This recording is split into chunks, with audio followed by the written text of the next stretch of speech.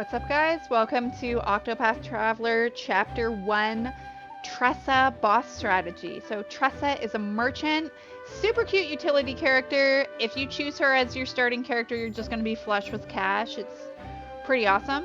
I'm going to show you what you need to do so that you can have a stress-free solo boss fight in Chapter 1.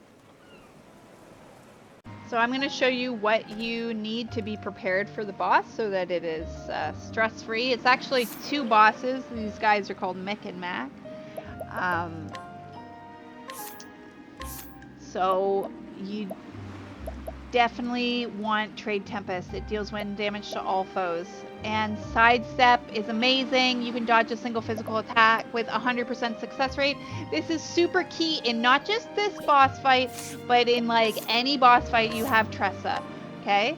I also have endless items. You don't really need it for the boss, but it's just something you get once you have two abilities learned, two skills learned. So I have some items. Some healing grapes and spiriting plums to heal SP and HP. Super key. You want to always be well stocked in an RPG. And I also have black attire on, which ups your evasion, physical defense, elemental defense. And it's really helpful because, I mean, if you can evade those major attacks, it doesn't matter if you have the most amount of health, right? So Mick is weak versus spear and wind, and then Mac is weak versus bow and wind as well. So you can see how Trade Tempest is something that would be really useful in this fight, right?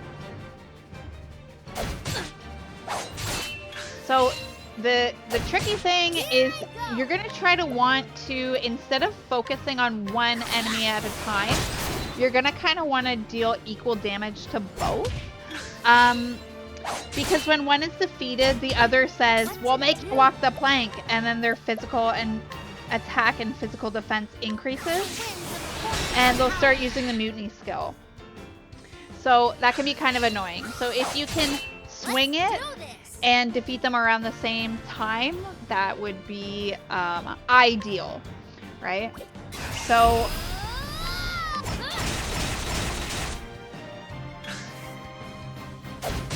it's really important that you only use your boosted attacks once the shields are down. Otherwise, you're kind of wasting your time. Because you're not going to have as much damage output as you could have had.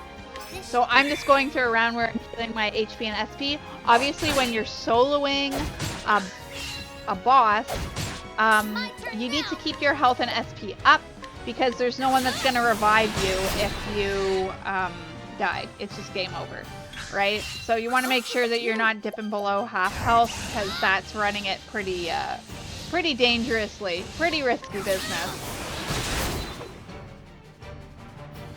So, as you can see, I'm using a lot of Trade Tempest because it deals damage to both of them.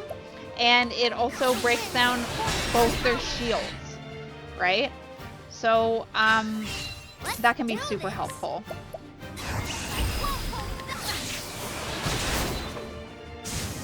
So, we've got rid of Mick. Let's see if I can get rid of Matt.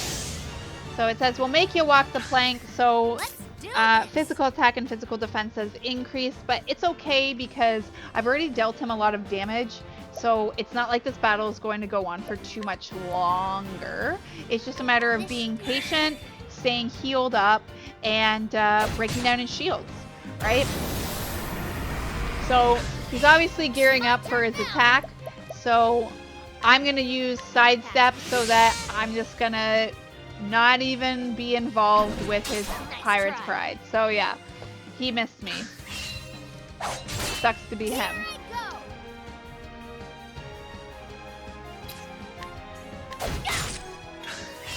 What to do? So he's broken again. So I'm just boosting and using bow attacks at this point. But because there's no point using Trade Tempest anymore. So So I'm using Sidestep again. I don't want to get hit, and I want to just be prepared because obviously he's gearing up for Pirate's Pride, which he missed me again, so that was good planning on my part.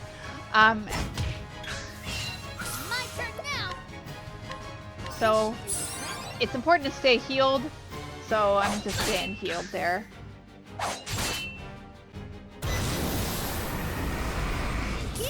And I've got a lot of BP saved up, but it's important to really be patient in Octopath Traveler. Like, save your BP, don't waste it, right?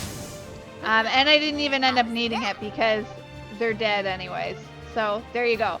At this point, you're pretty much done chapter 1. Like, there's a sequence of cutscenes to go through, but I'm gonna let you watch those on your own time. You don't need to watch them with me. And the exciting thing is once chapter 1 is done, you can head out into the big wide world and pick up some more party members for your story, which is, you know, I love that. That's, for me, when RPGs start to get really interesting. As you can see, it only took me about 40 minutes to beat Tressa. I wasn't trying to speed run it, but it doesn't really take that long to get through her first chapter, right? So she has to head out of town before she can look at other party members. As you can see from my world map, there's nowhere to go yet. But once she finishes her chapter, I'll just give you a couple recommendations for who you might want to get on your party first.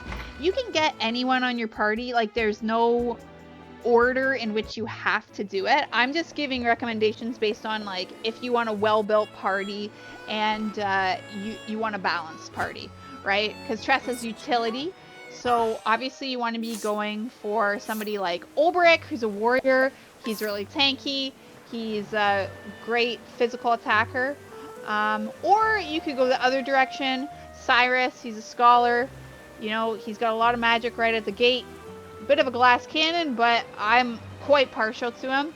Anyways, I hope you enjoyed the video. I hope you find it useful. Remember to like and subscribe, and I will see you next time.